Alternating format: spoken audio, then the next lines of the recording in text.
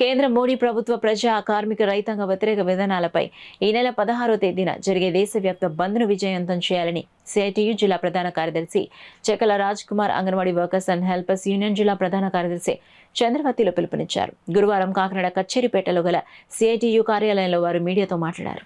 ఇక మోడీ గారు అధికారంలోకి రాగానే 2020లో కరోనా టైంలో ఇంట్లోంచి ఎవరు బయటికి రాని సమయంలో కార్మిక వర్గానికి తీవ్రమైనటువంటి అన్యాయం చేస్తూ 44 పోరాడి సాధించుకున్నటువంటి కార్మిక చట్టాలని రద్దు చేస్తూ కార్మిక యజమానులకు అనుకూలంగా, కార్పొరేట్లకు అనుకూలంగా వాళ్ళ లాభాలను పెంచే విధంగా, కార్మికుల్ని బానిసలుగా మార్చే విధంగా 4 లేబర్ కోడ్లు తీసుకొచ్చాడు.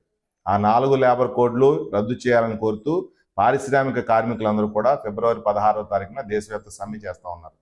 కాబట్టి ఈ ట్రాన్స్పోర్టు, భవన నిర్మాణం, పారిశ్రామిక కార్మికులు, రైతులు, కౌలు రైతులు, వ్యవసాయ కార్మికులు ఐక్యంగా పోరాడుతున్నటువంటి రోజు ఫిబ్రవరి 16వ తారీఖున. చిరు వ్యాపారులందరూ కూడా వీళ్ళకి సహకరించాలి. ఎందుకంటే మీ దగ్గర కొనుగోలు చేసేది కార్పొరేట్లు కాదు,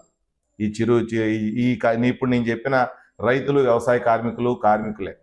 కాబట్టి స్వచ్ఛందంగా బంద్లో వ్యాపారవేత్తలు పాల్గొవాలి. ప్రజలందరూ కూడా దీనికి మద్దతు తెలియజేయాలి. మోడీ ప్రభుత్వం అవలంబిస్తున్నటువంటి రైతు, కార్మిక వ్యతిరేక విధానాలకి సపోర్టు చేయకుండా ఈ బంద్కి బంద్కి సపోర్ట్ చేస్తూ ముందుకు రావాలని చెప్పి ప్రజలందరికీ విజ్ఞప్తి చేస్తాం. వర్కర్లైన Anganwadi, Asha, mid day meal వీళ్ళందరికీ కూడా కేంద్ర ప్రభుత్వం గత 10 సంవత్సరాలుగా వేతనాలు పెంచలేదు. అలాగే బడ్జెట్ను కూడా సరిపడా ఇవ్వడం లేదు.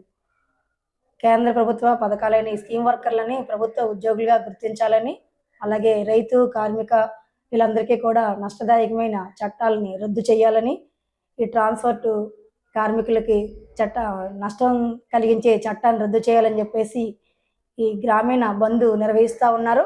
ఆ బంద్లో అంగన్వాడీలు అందరూ కూడా 16వ తారీఖున తమ విధులు ముగించుకుని 4 గంటలకి జరిగే ప్రదర్శన, ర్యాలీలు, ఈ బహిరంగ సభలలో అంగన్వాడీలు అందరూ కూడా పాల్గొనాలని చెప్పేసి, స్కీమ్ వర్కర్లు అందరూ కూడా విధులు ముగించుకొని పాల్గొనాలని చెప్పేసి మేము పిలుపునిస్తా ఉన్నాం.